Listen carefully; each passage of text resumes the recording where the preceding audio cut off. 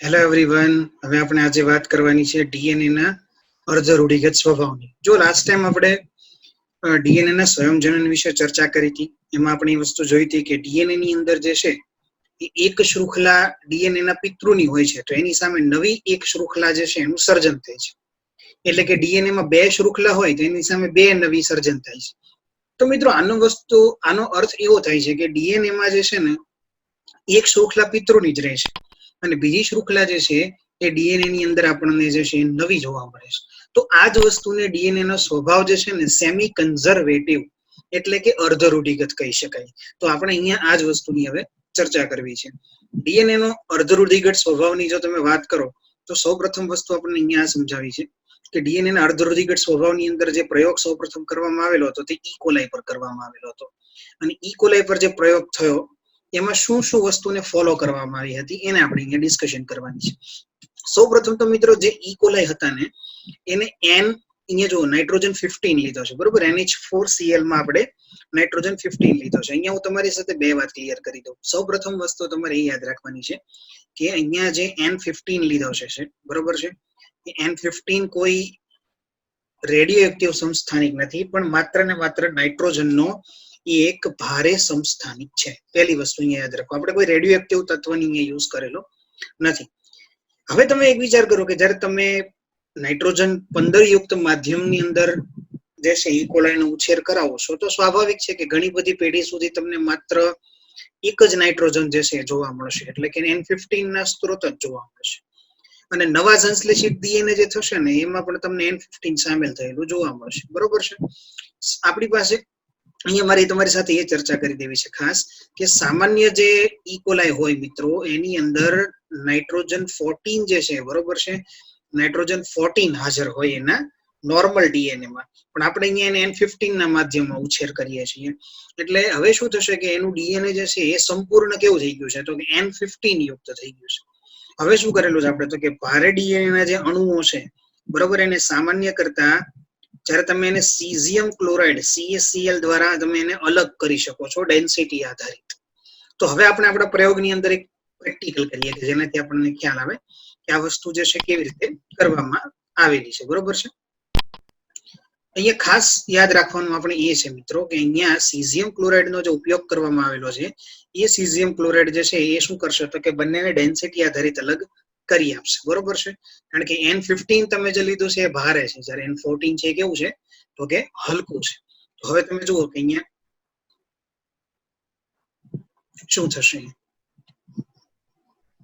Okay, તો જો હવે N14 જે છે, બરોબર છે, અહીંયા જુઓ તો N14 જે કીધું છે આપણને NH4Cl માં ધરાવતા માધ્યમમાં જ્યારે તમે એને દાખલ કરો છો તો કોષ વિભાજનના અંતરાલે વચ્ચે વચ્ચે આપણે હવે એના નમૂના લેવાના છે અને CaCl ની સાંદ્રતાના આધારે તેને આપણે અલગ કરવાના છે. આ પ્રકારનું સંવર્ધન N15 થી N14 માધ્યમમાં એક પેઢી સુધી સ્થળાંતરિત કરાય ત્યારે તેનું ઘનત્વ સંકરિત હતું. જેમ કે 20 મિનિટ પછીનો જો તમે સમયગાળો ચેક કરો તો કેટલું મળે છે, 40 મિનિટ પછી તમે ચેક કરો તો કેટલું મળે છે, 80 મિનિટ પછી કરો તો કેટલું મળે છે. તો હવે આ વસ્તુ તમને અહીંયા સ્ક્રીન ઉપર ફિગર થ્રુ સમજાવું એટલે તમને ખ્યાલ આવે.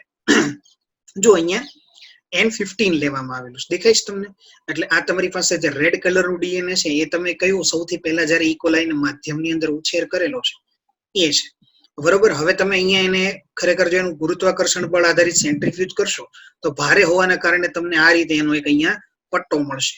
હવે મિત્રો તમે 20 મિનિટ સુધી જ્યારે એને ચેક કરો છો તો તમે જાણો છો કે ઇકોલાઈની અંદર એક કોષમાંથી બે કોષ બનવાની જે ડ્યુરેશન છે એ 20 મિનિટની છે. તો 20 મિનિટ પછી શું થશે તો કે પહેલી પેઢીમાં આ N15 રહેશે, પણ મેં તમને કીધું એમ કે નેચરલી N15 નથી આવતું, નેચરલી કુદરતી તો N14 જ આવે છે. એટલે હવે કેવું થશે કે આ બંનેમાં જો એક એક લાલ દેખાય ને એ પિતૃ શૃંખલા છે, પણ એની સામે એક એક નવી N14 ની બનેલી શૃંખલાઓ અહીંયા આવી ગઈ છે 20 મિનિટ, બરોબર. એટલે અહીંયા આધારિત હું એમ કહી શકું કે અહીંયા 50% જે છે કેટલા 50% તમે જુઓ, બરોબર, 50% મને પિતૃની શૃંખલા જે છે મળે છે અને 50% મને નવી N14 વાળી શૃંખલા મળે છે. જો અહીંયા મેં લખેલું જ છે કે જ્યારે તમે 40 મિનિટ પછી જાઓ તો બરોબર 50% તમને હલકા મળે અને 50% તમને જે છે ઘનત્વ વાળા મળશે. જો અહીંયા તમે 40 મિનિટ પછી તમે જુઓ છો, 40 મિનિટ પછી તમે જુઓ છો તો તમે જુઓ આ 1 અને આ બે તમને હલકા મળે છે, દેખાય છે તમને? ઓકે. અને આ બે તમને ભારે ઘનત્વ વાળા મળે છે, આ 1 અને 2, કારણ કે એમાં હજી N15 હાજર છે. બરોબર. જો અહીંયા તમને અહીંયા જે કીધું છે આ એક N14-15 વાળું જે છે, એક અહીંયા આપણું જે છે એ નોર્મલ છે. બરોબર. તો આ રીતે તમને એક મિશ્રણ, એક હલકો સંકર મળશે. બરોબર છે. ચાલો હવે આ જ વસ્તુને આપણે 80 મિનિટ સુધી લઈ જઈએ તો મિત્રો શું થાય? તમે આની આ પ્રેક્ટિકલ ને હવે 40 પછી પાછો 20 મિનિટ જવા દો તો 60 મિનિટ થાય, વળી પાછું 20 મિનિટ જવા દો તો 80 મિનિટ થાય. 80 મિનિટ પછી કેવું થાય ખબર છે? 80 મિનિટ પછી કંઈક આવું થશે કે તમારી પાસે ટોટલ જે ડીએનએ અહીંયા અવેલેબલ છે, બરોબર છે, એમાંથી આ પહેલું ડીએનએ તમે લીધું હતું, બરોબર છે, એમાંથી તમને 2 નવા મળી ગયા હતા, 1 અને આ 2, બરોબર છે. ટૂંકમાં 2 નવા ડીએનએ તમને મળી રહ્યા હતા. હવે વળી પાછા તમે 20 મિનિટ પાસે જાવ છો તો તમને આ 1, પછી આ 2, પછી આ 3 અને પછી આ 4, આ બધા ડબલ શૃંખલા વાળા જ છે, એમ જ ગણજો આ રીતે ડબલ વાળા જ છે. ચલો આપણે દોરી લઈએ એટલે ખ્યાલ આવે આપણને. 1 2 અહીંયા 3 અને અહીંયા 4. પણ હવે તમે વિચાર કરો મિત્રો કે આ જયારે તમને 4 મળ્યા છે અહીંયા, તો જો અહીંયા 4 માં તમે જુઓ કે અહીંયા પિતૃની જે 2 હતી ને, તો અહીંયા 2 જ રહેશે. બરોબર છે. મતલબ અહીંયા પિતૃનું 50% હતું, બરોબર. અહીંયા પિતૃની 25% થઈ જશે, બરોબર ને? કયા? તો કે આ N15 જે છે એનું પ્રમાણ 25% થઈ જશે. અહીંથી આગળ તમે લ્યો, બરોબર છે, આ 20 મિનિટ, આ 40 મિનિટ, 60 અને 80 મિનિટ સુધી જાવ ને તો માત્ર તમને ખાલી 12.5% જે છે ને ડીએનએ ઘનત્વ વાળા જોવા મળે, બાકી 87.5% જે છે ને હલકા જોવા મળે. આપણે માત્ર સાબિત કરવું હતું કે ડીએનએ નો સ્વભાવ કેવો છે, અર્ધ રૂઢિગત છે. તો આ પ્રયોગ દ્વારા આપણે ડીએનએ નો અર્ધ રૂઢિગત સ્વભાવ જે છે ને સાબિત કરીએ છીએ. મતલબ આપણે એ સાબિત કરીએ છીએ કે ડીએનએ માં કોઈ પણ લેવલ ઉપર જયારે એની અંદર સંકરણ ટૂંકમાં સ્વયંજનન થતું છે, તો સ્વયંજનન દરમિયાન હંમેશા એક સ્ટ્રેન્ડ, એક જેની શૃંખલા છે એ પિતૃની હશે અને એક સ્ટ્રેન્ડ ડીએનએ શું કરશે? નવી બનાવશે. બસ તો આ જ વસ્તુ આપણે સાબિત કરવાની હતી ને આપણે આ જ વસ્તુ આપણા પ્રયોગમાં સાબિત કરી છે. તો આ વસ્તુ આપણને દર્શાવે છે કે ડીએનએ નો સ્વભાવ કેવો છે?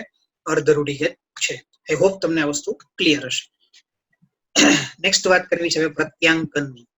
આખી દુનિયા જ્યારે ઓનલાઈન થઈ રહી છે, નવી ટેકનોલોજી નવી લાઈફસ્ટાઈલ સાથે સંલગ્ન થઈ રહી છે અને વર્ક ફ્રોમ હોમ જ્યારે નોર્મલ બની રહ્યું છે, ત્યારે સ્ટડી ફ્રોમ હોમ શું એક સારો આઈડિયા નથી? લર્ન લિબર્ટીની નવી એપ. ગુજરાતની સૌથી પ્રતિષ્ઠિત વિશ્વસનીય કોચ અને માર્ગદર્શક લિબર્ટી કરિયર એકેડમી દ્વારા પ્રસ્તુત છે લર્ન એપ.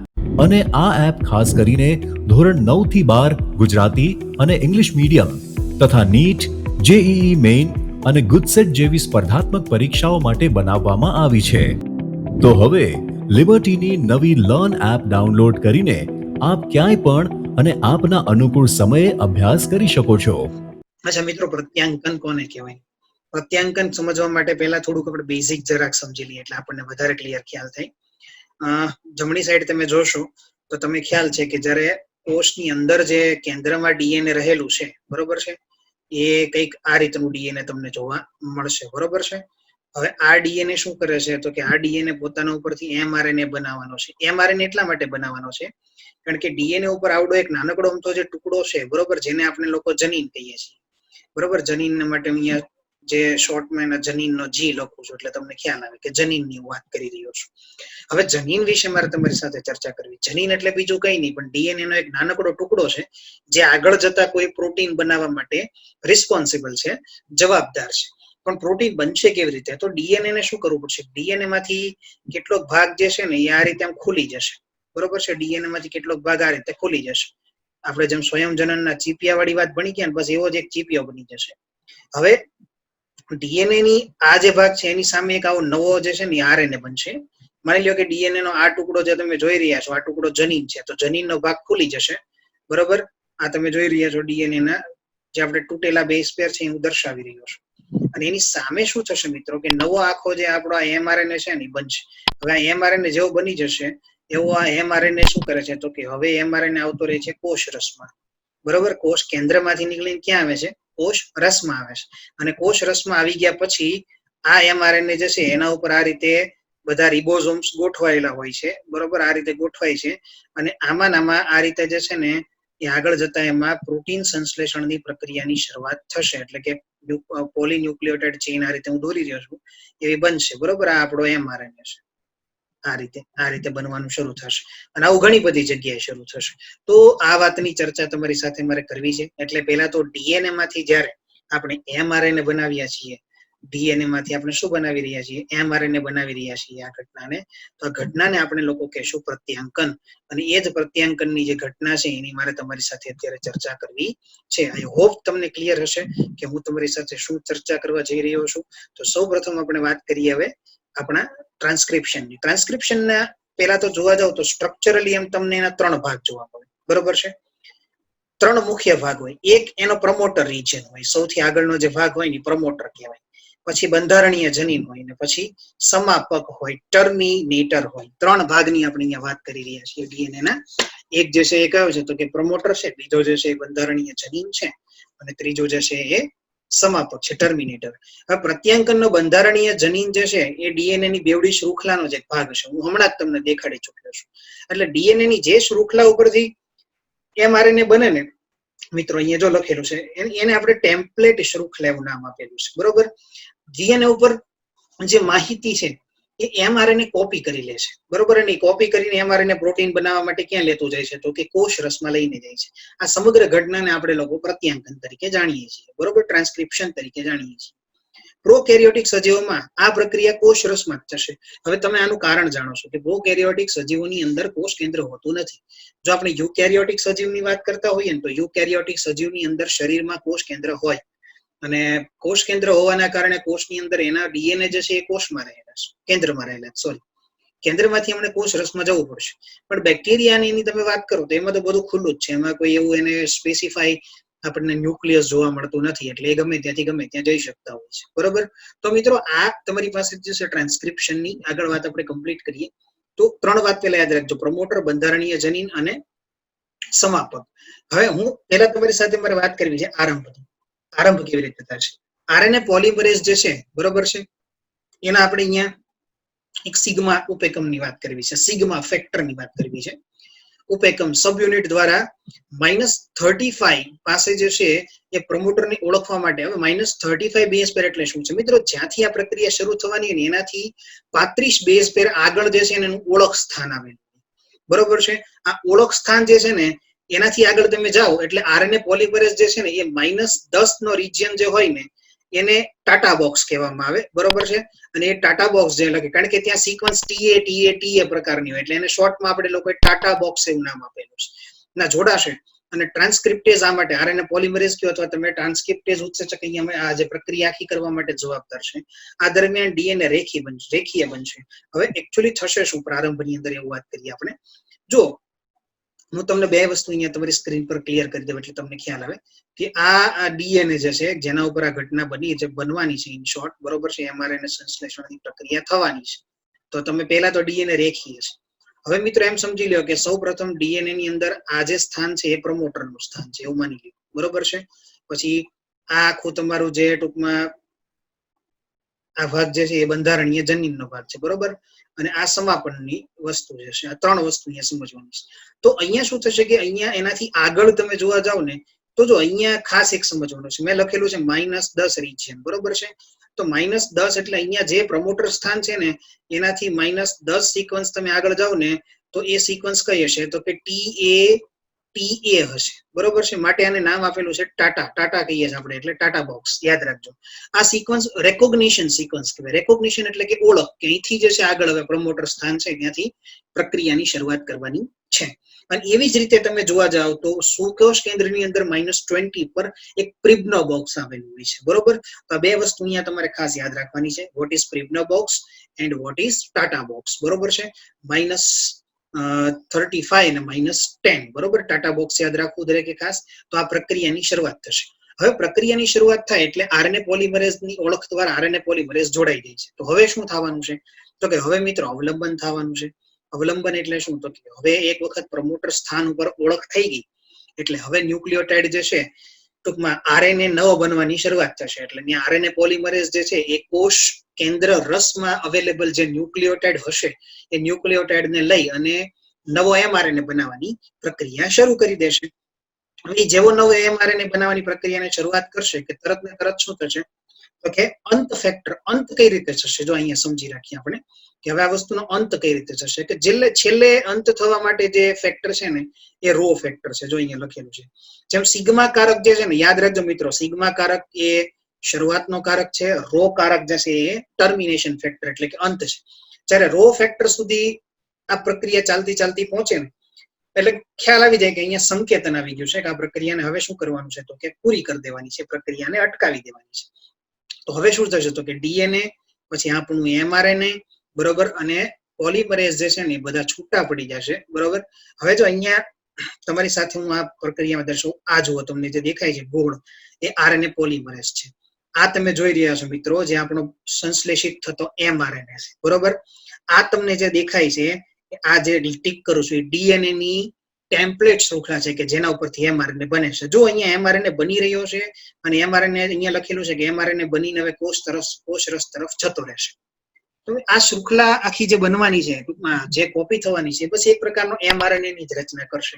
અને આ એમઆરએનએ જે છે એ બંધારણીય જનીનની કોપી મારીને આવે છે બરોબર ને. દાખલા તરીકે જેના ઉપરથી ડીએનએ નો આટલો ભાગ છે તો ડીએનએ નો આટલો ભાગ બંધારણીય જનીન હશે. બંધારણીય જનીન એટલે એવું જનીનનો ભાગ કે જેમાંથી આગળ જતા એક પ્રોટીન બનવા માટેની જે છે સિક્વન્સ આપણને મળી આવે છે, જેમાંથી આગળ જતા એમઆરએનએ કોપી કરશે અને આગળ જતા એક પ્રોટીન બનાવશે. તો આ વસ્તુ આપણને અહીંયા ખબર પડી. હવે તમારી સ્ક્રીન પર તમે જોશો ને તો એમઆરએનએ ના મેં બે પ્રકાર લખેલા છે. એક લખેલું છે મેં મોનોસિસ્ટ્રોનિક અને એક લખેલું છે મેં પોલિસિસ્ટ્રોનિક. હવે જો મિત્રો સિસ્ટ્રોન એ પ્રોટીન આપણે એમઆરએનએ ઉપર જોવા મળતો એક કોડિંગ વાળો ભાગ છે કે જેના ઉપરથી શું થશે કે જેના ઉપરથી જે છે ને ડીએનએ જે છે કોડિંગ વાળો ભાગ એમાંથી ડીએનએ ઉપર એક સિક્વન્સ હશે જે આગળ જતા પ્રોટીનના નિર્માણ માટે જવાબદાર છે. હવે મોનોસિસ્ટ્રોનિક અને પોલિસિસ્ટ્રોનિક એટલે શું? હવે ઘણીવાર કેવું બને કે જે એમઆરએનએ બનેલો છે બરોબર છે એ એમઆરએનએ માત્ર એક જ પ્રકારનું પ્રોટીન બનાવવા માટેનું સંકેતન ધરાવે છે બરોબર. તો જો એક જ પ્રોટીન બનાવવા માટેનું સંકેતન ધરાવતો હોય ને તેને કહેવાય મોનોસિસ્ટ્રોનિક. યાદ રાખજો મિત્રો, મોનોસિસ્ટ્રોનિક એટલે આમાંથી આગળ જતા એક જ પ્રોટીન બનશે, એક જ પ્રોટીન બનશે. હું ફરીથી કહું છું બરોબર છે. પોલિસિસ્ટ્રોનિક એટલે શું? તો કે પોલિસિસ્ટ્રોનિકમાં એવું હોય કે એમઆરએનએ કમ્પેરેટિવલી જે છે ને લાંબો હોય. લાંબો શું કામ હોય? કારણ કે જે જનીન અહીંથી તમે કોપી કરતા હતા ને એ જનીન એક કરતા વધારે પ્રોટીન માટેનું સંકેતન ધરાવતું હોય એટલે લાંબો એમઆરએનએ બને. લાંબો એમઆરએનએ હોય ને એ આગળ જતા એક કરતા વધારે પ્રોટીન બનાવે તો એના માટે આપણે નામ આપેલું છે શું મિત્રો? પોલિસિસ્ટ્રોનિક. તો હવે આઈ થિંક તમને ક્લિયર હશે કે મોનોસિસ્ટ્રોનિક કોને કહેવાય છે કે પોલિસિસ્ટ્રોનિક કોને કહેવાય છે. મોનોસિસ્ટ્રોનિક એટલે કે જે આગળ જતા એક જ પ્રોટીન માટેનું સંકેતન કરશે, પોલિસિસ્ટ્રોનિક એટલે જે એક કરતા વધારે માટેનું સંકેતન કરશે. ચાલો નેક્સ્ટ વાત કરીએ આપણે. તમે જે પ્રક્રિયા ભણી ગયા છો એ જ પ્રક્રિયા હું તમને અહીંયા સમજાવું છું. તમે જોઈ શકો છો ફિગરમાં કે પ્રારંભ ઉપર તમે અહીંયા જોશો જે એરો ચાલી રહ્યો છે ત્યાં પ્રારંભ ઉપર. તો મિત્રો પ્રારંભ ઉપર તમે જુઓ સિગ્મા કારક જોડાણો, આરએનએ પોલિમરેઝ જોડાણો અને એ જોડાવાની સાથે તમે જુઓ તો ડીએનએ ની શૃંખલા અહીંયા જુઓ પ્રલંબનમાં તમે જોશો તો ખુલી જાય છે અને અહીંયા જુઓ તમને નાનકડો એક લાઈન દેખાય છે બરોબર છે. આ તમને જે અહીંયા હું એનોટેશન્સ થી બતાવું છું. આ જુઓ તમે એક લાઈન બહાર આવી રહી છે, દેખાય છે તમને? અહીંથી આમ થોડીક આછી છે એટલે કદાચ નહીં દેખાતી હોય પણ આ મિત્રો કઈ નથી, આ આપણો શું છે? આ એમઆરએનએ છે બરોબર છે. જે બનતો જાય ને એ એમઆરએનએ અહીંયા બહાર નીકળતો થાય છે ને આ સિગ્મા કારક એની સાથે છે જુઓ પ્રારંભિક બરોબર છે. હવે તમે જુઓ તો અહીંથી શરૂ કરીને આ અવડો મોટો એમઆરએનએ બની ગયો છે આખો આપણો બરોબર છે. અને અહીંયા કયો કારક આવી ગયો? મેં તમને હમણાં જ કીધું એમ કે રો કારક. રો કારક એ ટર્મિનેશન ફેક્ટર છે, સમાપ્તિ સંકેતન કરે છે. તો જેવો રો કારક સુધી આવશે એટલે તરત ને તરત આ ડીએનએ અલગ થઈ જશે, આ એમઆરએનએ આખો અલગ થઈ જશે અને અહીંયા સાથે સાથે રો કારક પણ અલગ થઈ, આરએનએ પોલિમરેઝ જે છે ને એ પણ અલગ થઈ જશે. જો આ આરએનએ પોલિમરેઝ છે એની સાથે અંદર તમને રો કારક દેખાડેલો છે, આ તમને આરએનએ પોલિમરેઝ દેખાડેલો છે, એની સાથે અહીંયા તમને સિગ્મા કારક દેખાડેલો છે. પ્રશ્ન પૂછી શકાય આપણને કે ટ્રાન્સક્રિપ્શનની પ્રક્રિયામાં સિગ્મા કારક અને રો કારકનું ફંક્શન શું છે, અથવા તો પ્રારંભ માટે કયો કારક છે, અંત માટે કયો કારક છે. તો આઈ હોપ કે તમને આ વસ્તુ હવે ક્લિયર હશે. આ પ્રત્યાંકનની પ્રક્રિયા કેવી રીતે થાય છે? પ્રત્યાંકનમાં બહુ સરળ યાદ રાખવાનું. પ્રત્યાંકનનું અંગ્રેજીમાં નામ છે ટ્રાન્સક્રિપ્શન. તો એના માટે જે રિસ્પોન્સિબલ ઉત્સેચક છે એને ટ્રાન્સક્રિપ્ટેઝ કહેવાશે. ટ્રાન્સક્રિપ્ટેઝ કહેવાશે. વાયરસમાં તમે લોકો ભણો છો રિવર્સ ટ્રાન્સક્રિપ્શન બરોબર, અહીંયા તમે ભણો છો ટ્રાન્સક્રિપ્શન. ડીએનએ માંથી આરએનએ બનવાની ઘટના એટલે એને કહેવાશે ટ્રાન્સક્રિપ્શન. ઓકે, ચલો નેક્સ્ટ વાત કરીએ આપણે. હવે જુઓ મિત્રો બીજી એક વાત કરું તમારી સાથે કે આગળ મેં તમને એવું કીધું કે એમઆરએનએ તો બની ગયો બરોબર છે. ઓકે ચલો એમઆરએનએ બની ગયો છે એવી આપણે ચર્ચા કરી ચૂક્યા છીએ. પણ મિત્રો હવે તમારી સાથે બીજી એક ચર્ચા કરવી છે કે જે mRNA તમારી સાથે બનીને આવેલો છે એ mRNA કઈ સીધો કામ કરશે નહીં. એના માટે હું એક શબ્દ વાપરું છું, સાંભળજો.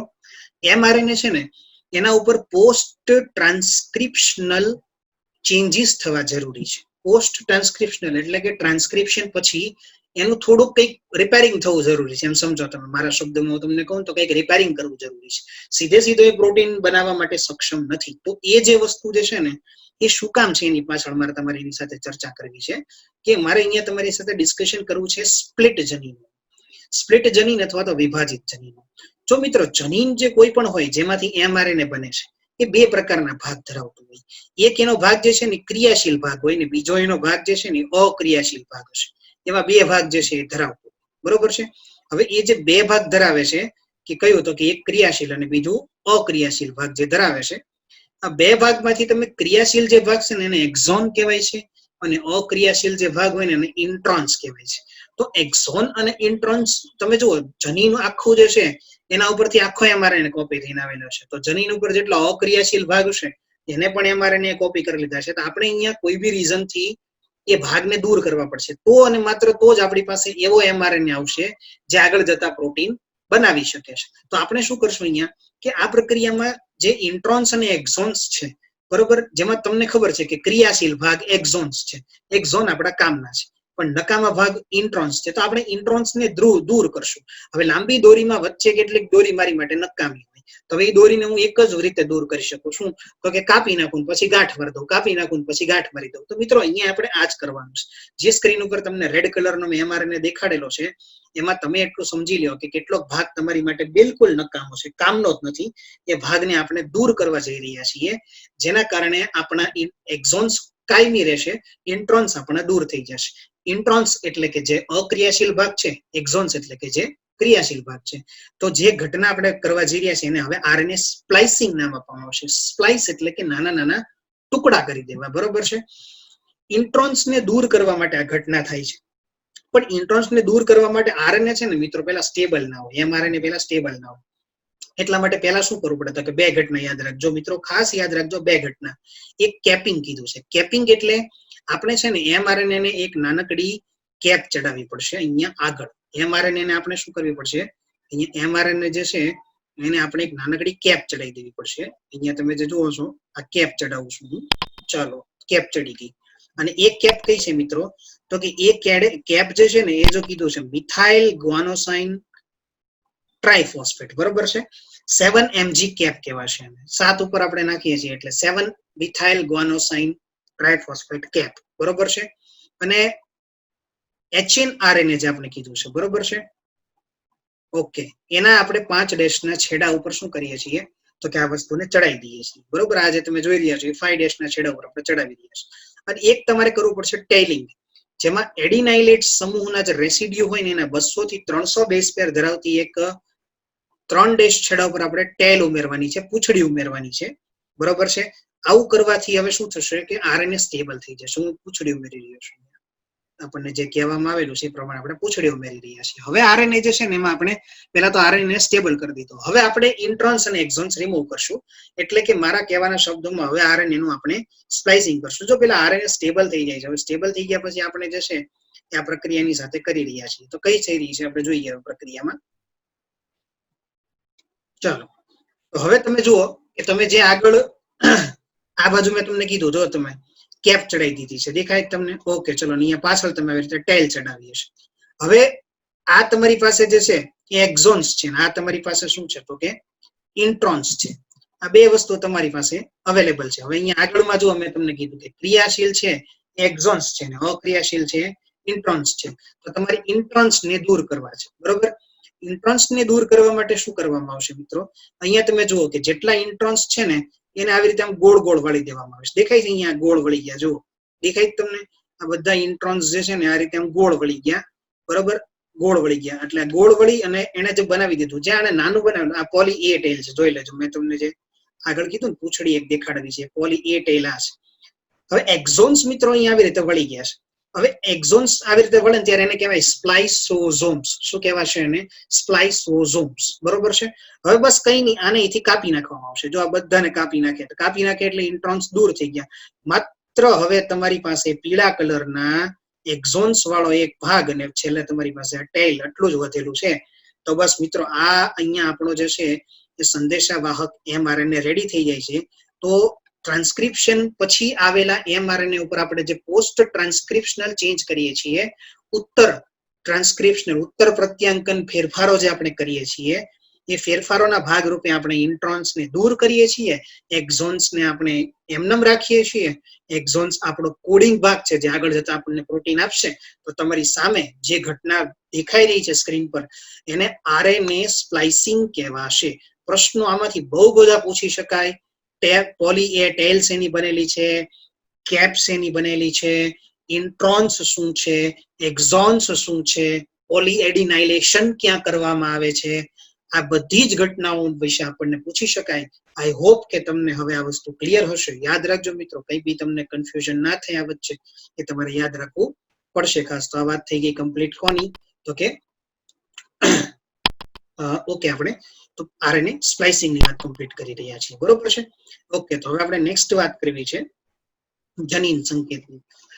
જેનેટિક કોડિંગ ની તમારી સાથે વાત કરવી છે. જેનેટિક કોડ કોને કહેવાય છે એની તમારી સાથે મારે ડિસ્કશન કરવું છે. જો જેનેટિક કોડ જે છે એ શું છે પેલા સમજીએ. હવે જયારે આગળથી તમે mRNA ની ચર્ચા કરી લીધી છે, તો તમને એ વસ્તુનો ખ્યાલ છે કે આ તમારો mRNA તો તમારી પાસે આવી ગયો છે. મતલબ હવે સ્પ્લાઇસિંગ થઈને આવી ગયેલો mRNA. હવે આ mRNA જે આવ્યો છે એના ઉપર DNA ઉપરથી આવી રીતે જે છે એ કોડ લઈને આવેલો હશે. બરોબર ને? DNA ઉપર શું હશે તો કે એને કોપી કરીને આવ્યો છે. આ હું RNA ના ન્યુક્લિયોટાઇડ ડ્રો કરી રહ્યો છું તમારી સામે, જેનાથી તમને વધારે ક્લિયર થાય. ચાલો, તો હું તમને આ સમજાવવા માંગુ છું જીનેટિક કોડ શું છે. મિત્રો, આપણી માટે પ્રાઉડની વસ્તુ છે કે ડોક્ટર હરગોવિંદ ખોરાના, કે જે મૂળ ભારતીય હતા, બરોબર, અમેરિકાની અંદર એમણે રિસર્ચ દરમિયાન જીનેટિક કોડ વિશે રિસર્ચ કર્યું અને એમનો જીનેટિક કોડની અંદર ખૂબ જ મોટો ફાળો છે. જનીન સંકેત એટલે શું? તો કે RNA ઉપર એક ત્રિઅક્ષરી સંકેત આવેલો છે. કેટલા અક્ષરનો? 3 અક્ષરનો. અને આ ત્રિઅક્ષરી સંકેત જે છે ને એ પ્રોટીન અથવા તો ઉત્સેચકના સંશ્લેષણની માહિતી ધરાવે છે. તો એટલા માટે આપણે ત્રિઅક્ષરીય કોડ છે, બરોબર, એને આપણે જનીન સંકેત એવું નામ આપીએ છીએ. પ્રોટીન સંશ્લેષણની શરૂઆત કરનાર જે કોડ છે, મતલબ મિત્રો કે તમે એક વસ્તુ સમજો કે તમારી પાસે જે mRNA છે એમાં જો હું અહીંયા દોરી રહ્યો છું, પહેલા 3 દેખાય તમને મેં જે, બરોબર ને? આ જો 1 2 ને 3, તો આ 3 ભેગા મળીને એક કોડ બનાવે છે, જેને જીનેટિક કોડ કહેવાય છે.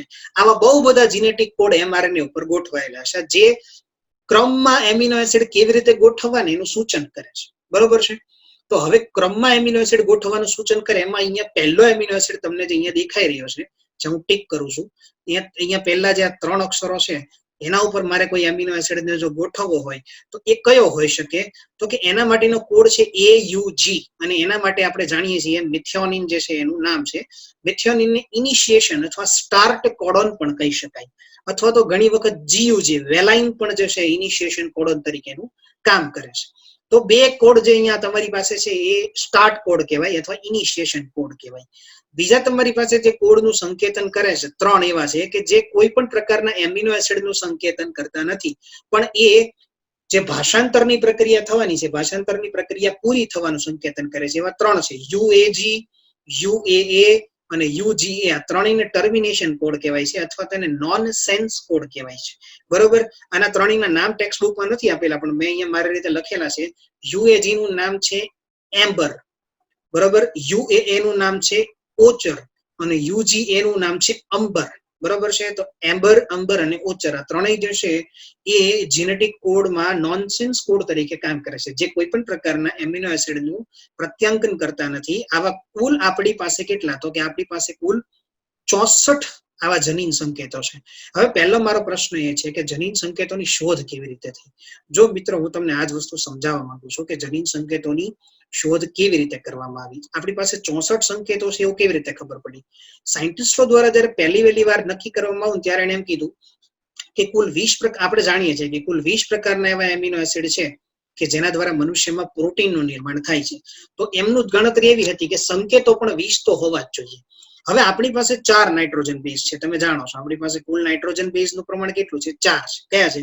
તો કે એક છે એડેનાઇન, ગ્વાનિન, સાઇટોસિન અને યુરેસિલ. તમે લઈ લો, બરોબર ને? આમ તો આરએનએ ની વાત કરવી હોય, પણ ડીએનએ વિશે આપણે સંકેતો એડેનાઇન, ગ્વાનિન, સાઇટોસિન અને થાઇમિન. જો મિત્રો હવે એક વસ્તુ સમજો કે 4 અહીંયા સંકેતો જે છે એ પોસિબલ છે. ટૂંકમાં કેટલા જનીનો છે? એડિનોસાઇન, ગ્વાનિન, સાઇટોસિન અને યુરેસિલ હું લઉં છું.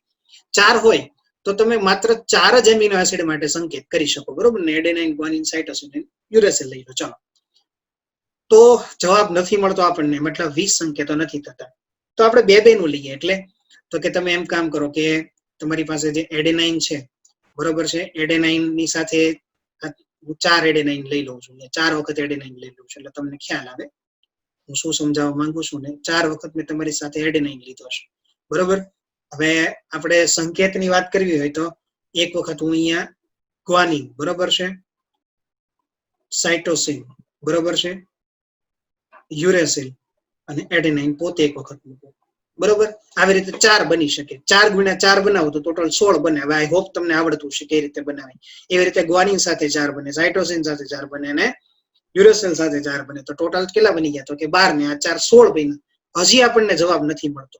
તો હવે આપણે શું કર્યું? તો કે હવે 4 મલ્ટીપ્લાય બાય 4 મલ્ટીપ્લાય બાય 4 કરો તો કે ચોકે 16 ચોકું 64 સંકેત. તો કે આ જવાબ સાચો છે. 64 સંકેત આપણી પાસે છે. તો અહીંયા આપણે ભણી ગયા કે જો કુલ સંકેતો કેટલા છે? 64 છે. 64 માંથી મિત્રો 3 સંકેતો જે છે એ કોઈ પણ પ્રકારના એમિનો એસિડ નું સંકેતન કરતા નથી. માટે આપણી પાસે આવું સંકેતન કરતા કુલ કેટલા કોડ છે? તો કે 61 કોડ છે, બરોબર. કુલ સંકેતન કરતા કેટલા કોડ છે? 61 કોડ છે. તો એક્ઝામ ની અંદર પૂછાય તો યાદ રાખજો કે એમિનો એસિડ નું સંકેતન કરતા કુલ કોડ કેટલા? 61 કોડ. 64 ભૂલથી ના લખાઈ જાય એ ધ્યાન રાખજો. 64 પણ ઓપ્શનમાં આપેલું હશે, પણ થોડી આપણે બુદ્ધિ વાપરવી પડશે કે 3 કોડ એવા છે જે કોઈનું સંકેતન કરતા નથી, તો માત્ર આપણે એને ગણવાના નથી. માત્ર 61 જ કોડ આપણને અહીંયા મળશે. એટલે એનો ગુણધર્મોની વાત કરી લઈએ. જનીનિક કોડ જે છે એના જનીનિક કોડ 64 છે, કુલ 61 અને 3. હવે ક્લિયર છે? કેટલાક એમિનો એસિડ એક કરતા વધારે સંકેતન કરે છે. હવે મિત્રો આપણે 20 કોડ બનાવવાના છે, પણ આપણી પાસે 61 છે. તો સ્વાભાવિક છે કે એક એમિનો એસિડ માટે એક કરતા વધારે કોડ હોઈ શકે, પણ એક કોડ માટે ક્યારે એક કરતા વધારે એમિનો એસિડ ના હોય. આ સમજો. જેમ કે AUG છે, તો AUG માટે હંમેશા મિથિયોનિન જ હશે, પછી એની માટે વેલાઇન ના આવે. આ ખાસ ધ્યાન રાખજો. કેટલાક એમિનો એસિડ એક કરતા વધારે સંકેતન ધરાવે છે, બરોબર છે. એક જ સંકેત એક જ એમિનો એસિડ દર્શાવશે, વધારે નહીં દર્શાવે. અચ્છા, mRNA ઉપર સંકેત સતત હોય છે, વિરામ હોતો નથી. કોમા લેસ, એમાં કોમા હોતા નથી. દાખલા તરીકે હું તમને અહીંયા ડ્રો કરીને સમજાવું. આ તમારો mRNA છે, તમે સમજી લો, બરોબર છે. તો mRNA ઉપર અહીંયા તમારો આ પહેલો, પછી આ બીજો અને આ ત્રીજો, આ એક કોડ થઈ ગયો. પછી તરત જ બીજો 1 2 અને 3, આ ફરીથી નવો કોડ આવી ગયો. વળી આ 1, વળી આ 2, વળી આ 3, આ ત્રીજો કોડ આવી ગયો. એમ કોડ શરૂ જ રહેશે. ક્યાંય વચ્ચે કોમા નહીં આવે, ક્યાંય વચ્ચે અટકવાનું નથી, ક્યાંય વચ્ચે થોભવાનું નથી, સ્ટોપ નથી થવાનું. મતલબ એવું નહીં વચ્ચે ગેપ આવશે, બરોબર છે. ચલો નેક્સ્ટ વાત કરીએ આપણે કે સર્વવ્યાપી છે, બેક્ટેરિયાથી લઈને મનુષ્ય સુધી. હવે સર્વવ્યાપી એટલે તો કે AUG જે મિથિયોનિન માટે છે એ મનુષ્યમાં પણ AUG જ રહેશે, બેક્ટેરિયામાં પણ AUG જ રહેશે. કેટલાક અપવાદ છે, જેમ કે કણાભસૂત્રીય સંકેતો છે, કેટલાક પ્રજીવ, એમાં અપવાદ છે, હોઈ શકે. AUG નું કાર્ય બેવડું છે, બરોબર. કઈ રીતે? તો કે AUG મિથિયોનિન માટે પણ કોડ કરે છે અને પોતે સ્ટાર્ટ કોડોન પણ છે. તો બંને અહીંયા જે છે એ કામ કરે છે. આઈ હોપ તમને એના ગુણધર્મો વિશે ખ્યાલ આવી ગયો છે. તમારી સામે સ્ક્રીન પર તમારી ટેક્સ્ટબુક નું જ એક ફિગર મેં આપી છે. મિત્રો કઈ રીતે નક્કી થાય જરાક સમજી લો એટલે ખ્યાલ આવી જાય તમને, બરોબર છે. યાદ રાખવા માટેની શોર્ટ ટ્રીક હું તમારી સાથે આના પછી જયારે લેક્ચર આવશે એમાં પ્રસ્તુત કરીશ. બધાને એકદમ ઇઝીલી યાદ રહી જશે, મારી ગેરંટી છે, બરોબર. અહીંયા જુઓ તમે U પ્રથમ સ્થિતિએ લેવાનો છે આપણે, બરોબર. પછી અહીંયા 4 બોક્સ આપેલા છે, તો U છે, C છે, પછી A છે અને G છે. 4 માંથી કોઈ પણ એક તમારે લેવાના છે. એવી જ રીતે U છે, C છે, બરોબર, પછી A છે અને G છે તૃતીય સ્થિતિ ઉપર. તો અહીંયા પહેલા દરેક સ્થાનમાં U જ આવશે. જો પહેલો સ્થાનમાં U જ આવશે, બરોબર છે. પહેલો U લીધો, અહીંયા C લીધો તો પહેલા સ્થાનમાં C જ આવશે. અહીંયા A લીધો તો પહેલા સ્થાનમાં A જ આવશે. G લીધો તો પ્રથમ સ્થિતિએ G આવશે. બીજા સ્થાનમાં અહીંયા શું લીધું છે આપણે? તો કે U લીધો છે, તો જો અહીંયા બધી U જ આવશે. બીજા સ્થાનમાં હંમેશા તમે U લીધો છે ને તો બધામાં U જ આવશે. દેખાઈશ તમને? ઓકે, ચલો બધામાં યુ આવે. જો ત્રીજું સ્થાન તમારે અહીંથી લેવાનું છે. પહેલામાં અહીંયા તમે શું લીધું છે? યુ લીધો છે, બરોબર છે. તો જો અહીંયા યુ આવી ગયો, બરોબર છે. અહીંયા બીજો તમે સી લીધો છે, તો અહીંયા તમને સી આવી જાય છે, બરોબર. અહીંયા તમે એ લીધો છે, તો અહીંયા એ આવી જાય છે. નીચે તમે જી આવી જાય છે. એવી જ રીતે યુસીએજી, યુસીએજી, યુસીએજી. આવું કરવાથી તમને કોડ બનતા જાય છે. સાઈડમાં તમે જુઓ બધા એમાઇનો એસિડ્સ ના નામ લખેલા છે. તમને હું એક જયારે બાયોમોલિક્યુલ્સ ની વાત કરીશ ત્યારે ધ્રુવીય અને અધ્રુવીય એમિનો એસિડ નું વર્ગીકરણ અને લેહનિંજર ના એમિનો એસિડ ના વર્ગીકરણ વિશે ચર્ચા કરીશ. હાલ પૂરતું તો તમારે આના નામ તમને યાદ હોવા જોઈએ, બરોબર છે. ફિનાઇલેનાઇન છે, લ્યુસીન છે, આઇસોલ્યુસીન છે, વેલાઇન છે, બરોબર છે. પછી ટાયરોસિન છે, સેરીન છે, અને સિસ્ટીન છે, આર્જિનિન છે, બરોબર. આ બધા જે છે એસ્પાર્જિન છે, ગ્લુટામિક એસિડ છે, બધું યાદ રાખશો તમે મિત્રો નામને ખાસ, કઈ રીતે આખું ફોર્મેશન થાય છે. હું ફરીથી એક વખત ક્યારેક આ ચેપ્ટર પતી જાય એટલે એક અલગથી નાનકડા વિડીયો સાથે આવીશ કે જેમાં તમને હું જીનેટિક કોડ યાદ રાખવાની ટ્રિક્સ આપી દઈશ. નીટની એક્ઝામમાં આપણને કોડ પૂછી નાખે છે અને એમ પૂછે છે કે આ એમિનો એસિડ કોડ જે છે, આ કોડિંગ કયા એમિનો એસિડ માટે યાદ રાખવું જરૂરી છે. અને એના માટે મારે તમને અલગથી આખો એક વિડીયોમાં વાત કરવી પડશે કઈ રીતે છે. થોડું લાંબી ડિસ્કશન ચાલશે, તો હું તમારી સાથે ચોક્કસ એ વિડીયો શેર કરીશ જેનાથી તમને એ વસ્તુનો ખ્યાલ આવે, બરોબર છે.